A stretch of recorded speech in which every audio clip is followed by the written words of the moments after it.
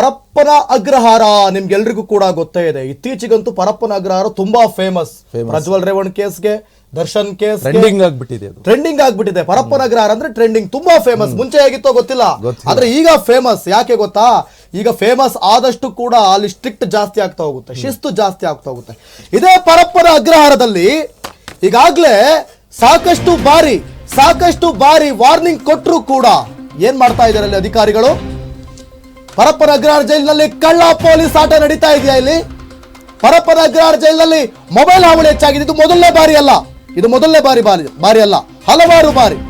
Normal call ಬದಲು WhatsApp ಕಾಲ್ ಬಳಕೆ ಆಗ್ತಾ ಇದೆ, ವಿಡಿಯೋ ಕಾಲ್ ಬಳಕೆ ಆಗ್ತಾ ಇದೆ. ಗೊತ್ತು ರೀ, ಜೈಲಿನ ಸಿಬ್ಬಂದಿ ಮತ್ತು ರೌಡಿ ಶೀಟರ್ ನಡುವಿನ ಕಳ್ಳಾಟ ಬಟಾ ಬಯಲು ಮಾಡ್ತಾ ಇದೀವಿ. ರೆಬಲ್ ಟಿವಿ ಮರ್ಡರ್ ಕೇಸಿನಲ್ಲಿ ಜೈಲಿಗೆ ಸೇರಿದಂತ ಆರೋಪಿಗಳು ಕಳ್ಳಾಟ ಆಡ್ತಾ ಇದ್ದಾರೆ. ಎಲ್ರಿಗೂ ಸಿಗುತ್ತೆ ಅಲ್ಲಿ ಮೊಬೈಲು. ಪರಪ್ಪನ ಅಗ್ರಹಾರ ಕ್ವಾರಂಟೈನ್ ಜೈಲು ಅಕ್ರಮಗಳ ಅಡ್ಡ ಆಗ್ಬಿಟ್ಟಿದೆ. ಅಲ್ಲಿ ಪರಪ್ಪನ ಅಗ್ರಹಾರ ಜೈಲಿನಲ್ಲಿ ಮಾಡ್ಕೊಡ್ರಿ, ಅದು ಜೈಲಿನಲ್ಲಿ ಅಲ್ಲ. ರೌಡಿ ಶೀಟರ್ ಕಳ್ಳಾಟ ಆಡ್ತಿದ್ದಾರೆ. ಜೈಲಿನಲ್ಲಿ ಕುಳಿತು ಹಣ ಕೊಟ್ಟು ಮೊಬೈಲ್ ಬಳಕೆ. ನಾರ್ಮಲ್ ಕಾಲ್ ಮಾಡಿದ್ರೆ ವಾಟ್ಸಪ್ ಕಾಲ್ ಅಂತ ಗೊತ್ತಾಗುತ್ತೆ. ಜೈಲಿನಲ್ಲಿರುವ ರೌಡಿ ಶೀಟರ್ಗಳಿಗೆ ಕೆಲವು ಅಧಿಕಾರಿಗಳು ಸಾಥ್ ಕೊಡ್ತಾ ಇದ್ದಾರೆ. ಆ ಅಧಿಕಾರಿಗಳಿಗೆ ನಾಚಿಕೆ ಆಗಲ್ವೇನ್ರಿ? ಹಣ ಕೊಟ್ರೆ ಸಾಕು, ಜೈಲಿನಲ್ಲಿ ಸಿಗುತ್ತೆ, ಮೊಬೈಲ್ ಫೋನ್ ಎಲ್ಲ ಸಿಗುತ್ತೆ ಬಿಡ್ರಿ. ಜೈಲ್ ಒಂಥರ ಮಾಲ್ ಆಗ್ಬಿಟ್ಟಿದೆ. ಜೈಲಲ್ಲ, ಅದು ಮಾಲ್. ಯಾವ ಮಾಲ್? ಇಲ್ಲಿದ್ದವಲ್ಲ ಬೆಂಗಳೂರಲ್ಲಿ, ಆ ಮಾಲ್ಗಳಲ್ಲ, ಜೈಲ್ ಮಾಲ್. ನೋಡಿ, ಒರಿಯನ್ ಮಾಲ್ ಅಲ್ಲ, ಈ ತರ ಬೆಂಗಳೂರಿನಲ್ಲಿರುವಂತ ಮಂತ್ರಿ ಮಾಲ್ ಅಲ್ಲ, ಇದು ಪರಪ್ಪನ ಅಗ್ರಹಾರ ಮಾಲ್. ಇದು ಜೈಲಿನ ಸಿಬ್ಬಂದಿಗಳು ಇದೇನು ಮೊದಲು ಬಾರಿಗಲ್ಲ ನಿಕೇಶ್, ಇದು ಹಲವಾರು ಬಾರಿ ಇದ್ರ ಬಗ್ಗೆ ಮಾತನಾಡಲೇಬೇಕು. ಯಾಕಂತ ಹೇಳಿದ್ರೆ ದರ್ಶನ್ ಕೇಸ್ ವಿಚಾರಕ್ಕೆ ಸಂಬಂಧಪಟ್ಟಂತೆ ಅಲ್ಲಿ ಏನೇನಾಯ್ತು ಅಂತ, ಸಿಗರೇಟ್ ಇಂದ ಹಿಡಿದು, ಮೊಬೈಲ್ ಇಂದ ಹಿಡಿದು, ವಿಡಿಯೋ ಕಾಲ್ ಇಂದ ಹಿಡಿದು ಪ್ರತಿಯೊಂದು ಆದಂತ ಸಂದರ್ಭದಲ್ಲಿ ಎಲ್ಲರನ್ನು ಕಿತ್ತಾಕ್ಬಿಟ್ರು ಅಲ್ಲಿಂದ. ಅವ್ರ ಮೇಲೆ ಇನ್ನೂ ಕೂಡ ತನಿಖೆ ಆಗ್ತಾ ಇದೆ. ಹಾಗಾದ್ರೆ ಈಗ ಬಂದಿರುವಂತ ಜೈಲ್ ಸೂಪರ್ಡೆಂಟ್ ಏನ್ ಮಾಡ್ತಿದ್ದಾರೆ ಅಂತ ಅಲ್ಲಿ ಬಹಳ ಪ್ರಮುಖವಾಗಿ ನೀವು ಗಮನಿಸಲೇಬೇಕು ದಿವೀತ್. ಅಲ್ಲಿ ಏನ್ ಮಾಡ್ತಿದ್ರು ಅಂತ ಹೇಳಿ ಜಾಮರ್ ಹಾಕಿದ್ರು. ಅಲ್ಲಿ ಹೊರಗಡೆ ಜಾಮರ್ ಹಾಕಿದ್ರು.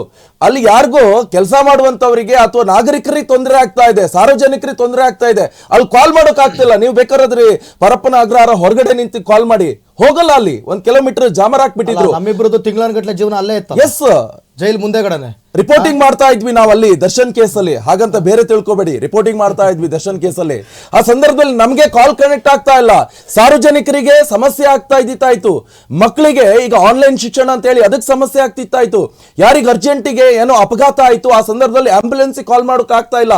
ಇದೆಲ್ಲ ಜನರಿಗೆ ಸಮಸ್ಯೆ ಆಗ್ತಾ ಇತ್ತು ಜಾಮರ್ ಹಾಕಿ. ಆದ್ರೆ ಜೈಲು ಒಳಗಡೆ ಇರುವಂತ ಕೈದಿಗಳಿಗೆ ಏನು ಸಮಸ್ಯೆ ಆಗ್ತಿಲ್ಲ. ಆರಾಮಾಗಿ 5G ಇಂಟರ್ನೆಟ್ ಬಳಸ್ತಾ ಇದಾರೆ, ಅಲ್ಲಿ ಆರಾಮಾಗಿ ವಿಡಿಯೋ ಕಾಲ್ ಮಾಡ್ತಿದ್ರು ಅಂತ ಹೇಳಿದ್ರೆ ಜೈಲ್ ಸೂಪರ್ಡೆಂಟ್ ಏನ್ ಮಾಡ್ತಿದ್ದಾರೆ? ಕತ್ತೆ ಕಾಯ್ತಾ ಇದ್ದಾರೆ. ಅವರು ಏನ್ ಮಾಡ್ತಿದ್ದಾರೆ? ಹಾಗಾದ್ರೆ ಇಷ್ಟೊಂದು ಅವ್ಯವಹಾರ ಆಗ್ತಾ ಇದೆ. ಈ ರೀತಿಯಾಗಿ ನಾವು ಬಟಾ ಬಯಲ್ ಮಾಡ್ತಾ ಇದ್ವಿ. ಇದನ್ನ ಇಲ್ಲಿಗೆ ಬಿಡ್ತಾ ಇಲ್ಲ. ಈ ಸ್ಟೋರಿನ ಕಂಟಿನ್ಯೂ ಮಾಡ್ತೀವಿ. ಸಸ್ಪೆಂಡ್ ಆಗ್ಬೇಕು. ಏನ್ ಮಾಡಕ್ ಹೋಗ್ತಾರೆ ನಿಕೇಶ್? ನೋಡಿ, ಅದೇ ನೀವು ಹೇಳಿದ ಪಾಯಿಂಟ್, ಅದು ಕರೆಕ್ಟ್ ಇದೆ.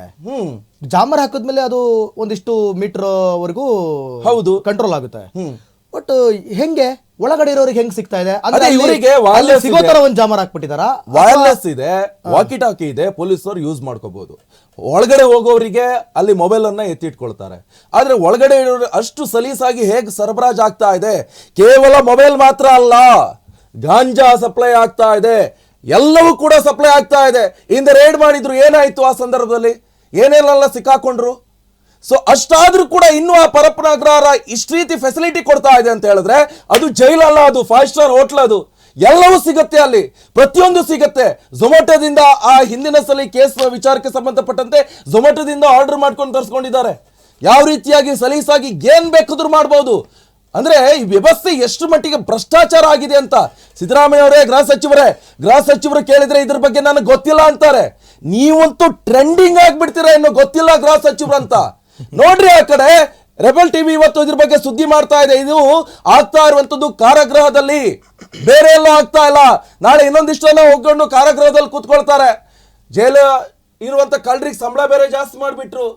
ಸಂಬಳ ಬೇರೆ ಜಾಸ್ತಿ, ಒಳ್ಳೊಳ್ಳೆ ಫುಡ್ಗಳು, ಅವ್ರಿಗೆ ಪ್ರೋಟೀನ್ ಫುಡ್ಗಳು ಸಿಗ್ತಾ ಇದೆ, ಅದು ಮಾನವ ಹಕ್ಕು ಉಲ್ಲಂಘನೆ ಅವ್ರನ್ನ ಸಾಕ್ತಾ ಆಗತ್ತೆ ಇದ್ದಾರೆ, ಅಂತ ಸರ್ಕಾರ ಅವ್ರಿಗೆ ಒಳ್ಳೆ ಸಾಕ್ತಾ ಇದ್ದಾರೆ. ಚೆನ್ನಾಗಿರೋ ಫುಡ್ ಸಿಗ್ತಾ ಇದೆ, ಅದ್ರ ಬಗ್ಗೆ ಕೇಳ್ತಾ ಇಲ್ಲ. ಮಾನವ ಹಕ್ಕುಗಳು ಇರ್ತವೆ ಸಂವಿಧಾನಬದ್ಧವಾಗಿ, ಅದನ್ನ ಸಿಗ್ತಾ ಇದೆ, ಓಕೆ ಫೈನ್. ಮೊಬೈಲ್ ಎಲ್ಲ ಎಲ್ಲಿಂದ ಕೊಡೋದು? ಆಮೇಲೆ ಇನ್ನೊಂದು ನಿಕೇಶ್, ಬಹಳ ನೆನ್ಪಿಡ್ಕೋಬೇಕು ನಾನು, ಯಾಕಂದ್ರೆ ಇದನ್ನು ತುಂಬ ಸೀರಿಯಸ್ ಆಗಿ ಹೇಳ್ತೀನಿ ಒಂದು ಮ್ಯಾಟ್ರನ್ನ. ಇದೇ ದರ್ಶನ್ ವಿಚಾರವಾಗಿ ಈ ಸಿಗರೇಟು ಮತ್ತೆ ಆ ವಿಡಿಯೋ ಕಾಲ್ ಎಲ್ಲ ವೈರಲ್ ಆದ ಸಂದರ್ಭದಲ್ಲಿ ನಾವು ಅಲ್ಲಿ ರಿಪೋರ್ಟಿಂಗ್ ಮಾಡ್ತಾ ಇದ್ದೆ ನಾನು ಪರಪ್ಪನ ಅಗ್ರಹಾರದ ಮುಂದೆ. ಆಗ ಆ ಮೇಡಮ್ ಹೆಸರು ನಾನು ಮರ್ತುಬಿಟ್ಟೆ, ಅವ್ರನ್ನ ನಾನು ಮಾತನಾಡಿಸಿದ್ದೆ, ಎಕ್ಸ್ಕ್ಲೂಸಿವ್ ಆಗಿ ಮಾತನಾಡಿಸಿದ್ದೆ. ಮೇಡಮ್ ಅವರು ಬಹುಶಃ ಇಡೀ ಜೈಲಾಧಿಕಾರಿಗಳಿಗೆ ಅವರು ಮೇಯ್ನ್ ಪ್ರಮುಖರವರು, ಅವರು ನನಗೆ ಹೆಸರು ಮರ್ತುಬಿಟ್ಟೆ ನಾನು. ಹಾಂ, ಅವರು ಮೇಡಮ್ ನೀವು ಹಿಂಗೆ ಆಗ್ತಾ ಇದೆಯಲ್ಲ, ಜೈಲೊಳಗಡೆ ಒಂದಷ್ಟು ಅಕ್ರಮಗಳು ನಡೀತಾ ಇದೆ, ಜೈಲೊಳಗಡೆ ಒಂದಷ್ಟು ಕಳ್ಳಾಟಗಳು ನಡೀತಾ ಇದೆ, ಜೈಲೊಳಗಡೆ ಆಗಬಾರ್ದು ಆಗ್ತಾ ಇದೆ, ಮಾಡಬಾರ್ದು ಮಾಡ್ತಾ ಇದ್ದಾರೆ, ಏನು ನಡೀತಾ ಇದೆ ಅಂತ ಕೇಳಿದಾಗ ಏನು ಹೇಳಿದ್ರಿ ಮೇಡಮ್ ನೀವು? ಖಂಡಿತ ನಾನು ವಿಚಾರಣೆ ಮಾಡ್ತೀನಿ, ಖಂಡಿತ ನೋಡ್ತೀನಿ, ಇದಕ್ಕೆಲ್ಲದಕ್ಕೂ ಮುಕ್ತಿ ಕೊಡ್ತೀನಿ. ಏನು ಮುಕ್ತಿ ಕೊಟ್ರಿ ನೀವು? ನಾಚಿಕೆ ಆಗಲ್ವಾ ಮೇಡಮ್ ನಿಮಗೆ? ಏನು ಮುಕ್ತಿ ಕೊಟ್ರಿ ನೀವು? ಏನು ಮಾಡ್ತಾ ಇದ್ದೀರಾ ಸಂಬಂಧಪಟ್ಟ ಅಧಿಕಾರಿಗಳು? ಏನು ಮಾಡ್ತಾ ಇದ್ದೀರಾ? ಅವತ್ತೆಲ್ಲ ಹೋದ್ರಿ, ದರ್ಶನ್ ಕೇಸಲ್ಲಿ ಸಿಕ್ಕಾಕೊಂಡಿದ್ದ ಮಾತ್ರಕ್ಕೆ ನೀವೆಲ್ಲ ಏನು ಮಾಡಿದ್ರಿ? ಹೋಗಿ ಎಲ್ಲರೂ ನಿಂತ್ಕೊಂಡು ಮಹಜರು ಮಾಡಿ, ಅಲ್ಲಿ ಯಾರು ಫೋನ್ ಯೂಸ್ ಮಾಡಿದ್ದು, ಯಾರು ಅವ್ರಿಗೆ ಸಪೋರ್ಟ್ ಮಾಡಿದ್ದು, ಎಲ್ಲ ಸಿಬ್ಬಂದಿಗಳನ್ನ ನಿಲ್ಸ್ಕೊಂಡು ಒಂದಷ್ಟು ಸಿಬ್ಬಂದಿಗಳನ್ನ ಅಮಾನತು ಮಾಡೋ ಕೆಲಸ ಮಾಡಿದ್ರಿ. ಮೊದಲು ನಿಮ್ಮನ್ನ ಅಮಾನತು ಮಾಡ್ಬೇಕ್ರಿ. ಇನ್ನೂ ಕೂಡ ಕಂಟಿನ್ಯೂ ಆಗ್ತಾ ಇದೆ, ಕಂಟಿನ್ಯೂ ಆಗ್ತಾ ಇದೆ. ಎಲ್ಲರನ್ನು ಕಿತ್ತು ಬಿಸಾಕಿ, ಯಾರೋ ಕಳ್ಳ ಸಿಬ್ಬಂದಿಗಳಿದ್ರಂತೆ, ಅವ್ರನ್ನ ಕಿತ್ತಿದ್ರಂತೆ, ಮತ್ತೆ ವಾಪಸ್ ತಗೊಂಡಿದ್ರ ಅನ್ನೋ ಮಾಹಿತಿ ಇದೆ. ಕಿತ್ತು ಬಿಸಾಕ್ರಿ, ನೀವು ತಗೊಳ್ರಿ. ಇನ್ನು ಗೃಹ ಮಂತ್ರಿಗಳು ಅವರಂತೂ ಗೊತ್ತಿಲ್ಲ ಸ್ಟಾರ್ ಆಗ್ಬಿಟ್ಟಿದ್ದಾರೆ, ಮಾಹಿತಿ ಇಲ್ಲ, ಗೊತ್ತಿಲ್ಲ, ನಿಮಗೇನು ಗೊತ್ತಿಲ್ಲ ಬಿಡ್ರಿ. ಪ್ರಪಂಚದಲ್ಲಿ ಕರ್ನಾಟಕದಲ್ಲಿ ಎಲ್ಲೇ ಕಾನೂನು ಸುವ್ಯವಸ್ಥೆ ಹದಗೆಟ್ಟರು ಕೂಡ ಹೌದಾ ನನಗೆ ಗೊತ್ತಿಲ್ಲ, ಹೌದಾ ನಂಗೆ ಮಾಹಿತಿ ಇಲ್ಲ, ಅವ್ರಿಗೆ ಹೋಗುತ್ತೆ. ಏನೇ ಸಮಸ್ಯೆ ಆದ್ರೂ ಫಸ್ಟ್ ಕಾಲೇ ಅವ್ರಿಗೆ ಗೊತ್ತೆ ಈ ರೀತಿಯಾಗಿ ಸಮಸ್ಯೆ ಆಗ್ತಾ ಇದೆ ಅಂತ. ಗೊತ್ತಿಲ್ಲ ಅಂತಾರೆ ಅವರು. ನಾಚಿಕೆ ಆಗ್ಬೇಕು ಇವರಿಗೆಲ್ಲ. ನಾಚಿಕೆ ಅಲ್ಲ, ಮಾನ ಮರ್ಯಾದೆನೇ ಇಲ್ಲ. ಸರಿ ಶಿಕ್ಷೆ ಕೊಡ್ಲಿಕ್ಕೆ. ಆಮೇಲೆ ಶಿಕ್ಷೆ ಅನ್ನುವಂಥದ್ದು ಸಂವಿಧಾನದಲ್ಲಿರೋದು ಅವ್ರನ್ನ ದಂಡಿಸ್ಬೇಕು, ಶಿಕ್ಷಿಸಬೇಕು ಅಲ್ಲ. ಸಂವಿಧಾನದಲ್ಲಿರೋದು ಅವ್ರನ್ನ ಬದಲಾಯಿಸಬೇಕು ಅಂತ, ಮನಪರಿವರ್ತನೆ ಮಾಡಬೇಕು. ಆತ ಮಾಡಿರುವಂತ ತಪ್ಪಿಗೆ ಶಿಕ್ಷೆ ಆಗ್ತಾ ಇದೆ, ಆತ ಇನ್ಮೇಲಾದ್ರೂ ಬುದ್ಧಿ ಕಲೀರಿ. ಕ್ವಾರಂಟೈನ್ ಅಲ್ಲಿ ಇರುವಂತ ಜೈಲು. ಈಗ ನಾನು ಯೋಚನೆ ಮಾಡ್ತೀನಿ, ನಾನು ಯಾರನ್ನಾದ್ರೂ ಕೊಲೆ ಮಾಡಿ ಹೋದ್ರೆ 7 ತಿಂಗಳಿಗೆ ವಾಪಸ್ ಬರ್ತೀನಿ ಆರಾಮಾಗಿ ಬೇಲ್ ತಗೊಂಡು. ನಾನು ಯಾರಾದ್ರೂ ಕೊಲೆ ಮಾಡಿ ಒಳಗಡೆ ಹೋದ್ರೆ ಜಾಲಿ ಆಗಿರ್ತೀನಿ ಒಳಗಡೆ.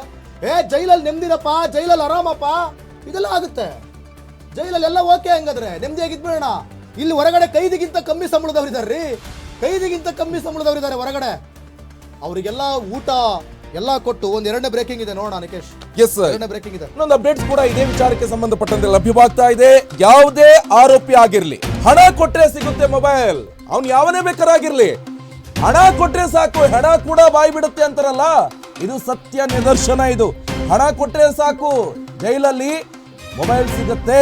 ಅದು ಕೂಡ ಪರಪ್ಪನ ಅಗ್ರಹಾರ. ಮತ್ತೆ ಹೇಳ್ತಾ ಇದ್ವಿ, ಪರಪ್ಪನ ಅಗ್ರಹಾರದಲ್ಲಿ ಈ ರೀತಿ ಆಗ್ತಾ ಇದೆ ಅಂತ ಹೇಳಿದ್ರೆ ಬೇರೆ ಜೈಲ್ ಗತಿ ಅದೋ ಗತಿ.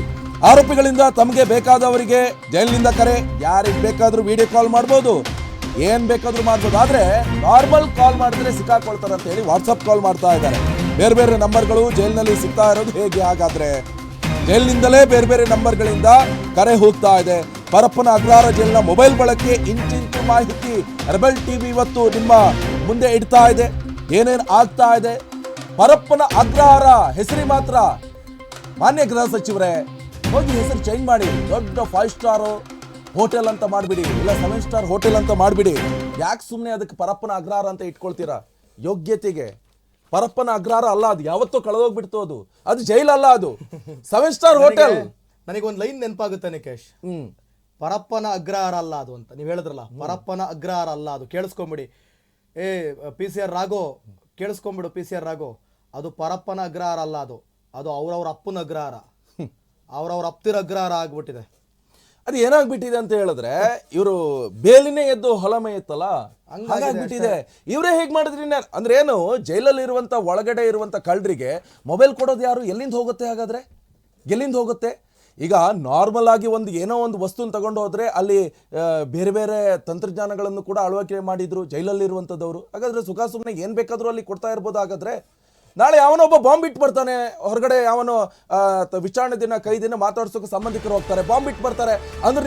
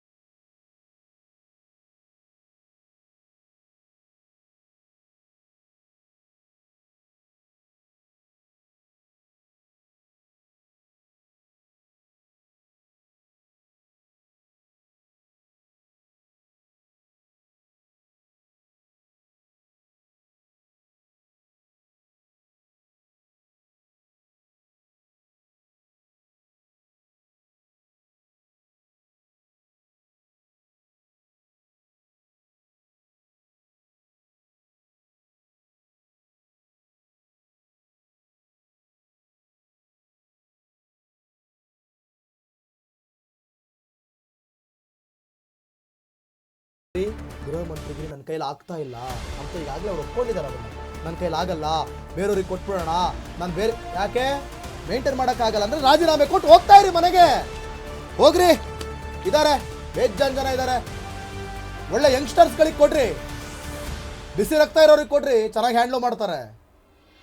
ಇಷ್ಟ ಹೇಳೋದು. ಏನಕ್ಕೆ ಬೇಕು 60-70 ವರ್ಷದವರಿಗೆ ಮಾಡಿಕೊಂಡು ಏನಕ್ಕೆ ಬೇಕಾಗತ್ತೆ? ಆಗಲ್ಲ ಅಂತ ಹೇಳಿದ್ರೆ ಇಲ್ಲ, ಆಗ್ತಾ ಇರುವಂಥದ್ದು ಜೈಲಲ್ಲೇ ಹೇಗಾಗ್ಬಿಟ್ರೆ ಇನ್ನು ಕಳ್ಳರನ್ನ ತಗೊಂಡೋಗಿ ಎಲ್ಲಿಡೋಕ್ಕಾಗತ್ತೆ? ಜೈಲಲ್ಲೇ ಇಂಥ ಪರಿಸ್ಥಿತಿ ನಿರ್ಮಾಣ ಆಗಿಬಿಟ್ರೆ ಆ ಮೆಟಲ್ ಡಿಟೆಕ್ಟರ್ ಎಲ್ಲಿಂದ ತಂದಿದ್ರು, ಅದೇನು ವರ್ಕ್ ಆಗುತ್ತೋ ಇಲ್ವೋ?